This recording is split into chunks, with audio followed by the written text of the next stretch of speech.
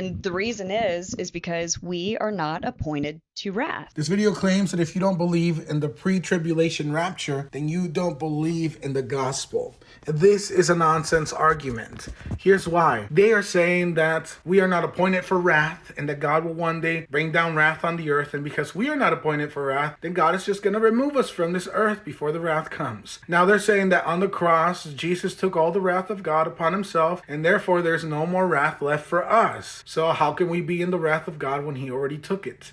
So he needs to remove us. But there's still wrath, right? This wrath is still going to come on the earth. So if Jesus took all the wrath of God upon himself, why is there any wrath left? Why does he need to come back and still pour out wrath if all the wrath was already poured out? That makes no sense. But this wrath that apparently was left over, even though there wasn't any left over, that's the wrath that God has to save us from by rapturing us. But here's the thing, is that God can have wrath on a nation or on the whole world and save his people from that wrath. And we already have a biblical precedence for this, and that is when God was judging Egypt and bringing all these plagues upon them.